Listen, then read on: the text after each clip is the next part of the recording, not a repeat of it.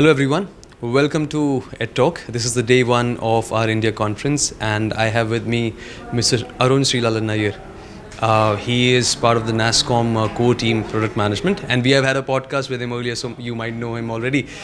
So let's dive into it. Hello Arun, thank you very much for joining. Hello Sagar, thank you so much for having me. Pleasure is all ours. So how do you like the conference?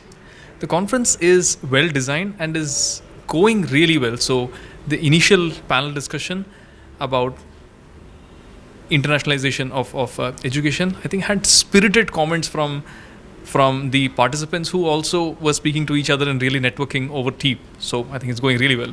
Great, thank you very much. So that's something good. Now let's talk about some brutal honesty.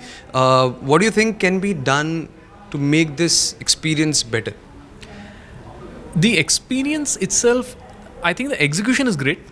What could have been done is probably market it more. I'm not sure a lot of professionals know that something like this exists, right? So there are several insights because of my professional experience and speaking with several people from the industry. For example, a very large trading house, very, very well known, very wealthy. Their senior executives actually want to give back to society and academia and want to become teachers and professors, but they don't know how to. Probably this kind of a forum would really help, but right now it is being attended only by academics, only by people who are already in academia, right? How do you invite the rest of the world, especially industry, to collaborate with academia could be part of this.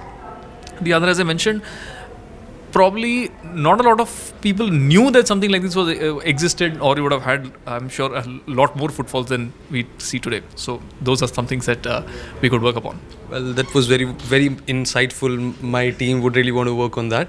Also, Arun, for our viewers, if you can let us know how you are adding value to the education industry or education fraternity. Absolutely. So I wear a lot of hats. I'm a product leader at a small deep tech AI/ML startup. I consult with several organizations on how to pivot from a services mindset to a more product mindset. I'm a visiting professor at several B schools, including IIM Calcutta, IIM Trichy, and some others. And hence, I'm trying to bring the perspective of academia and corporate collaboration. So every recruitment coordinator in every college has definitely heard from industry leaders that, hey, your graduates aren't ready for the industry. And graduates feel that, hey, I have to study so much, but then once I go into the industry, I don't fit in very well there. So how do you bridge that gap by the perspective of a professional who comes in and says, hey, look, this is what you will finally need to take away from college and then apply to industry. And these are new skills that may not happen in your university, but you need to pick up if you want to do well in the professional environment. So that's what I would think I would bring to the conference. So is it right to say that you have already seen a lot of pit holes and you're trying to cover it for the new generation so that they don't go through the same things or they don't make the same mistakes that you have done, or maybe some other professionals would do in their journey? So I do think there are a lot of skills and a lot of potholes, as you mentioned, that are existing. I'm at least trying to point them out. I may not be able to fix them, but if the students and the educators are aware of them, then eventually we can work to a plan to be able to plug those gaps. Well, that was really powerful, Arun. Thank you very much for joining in.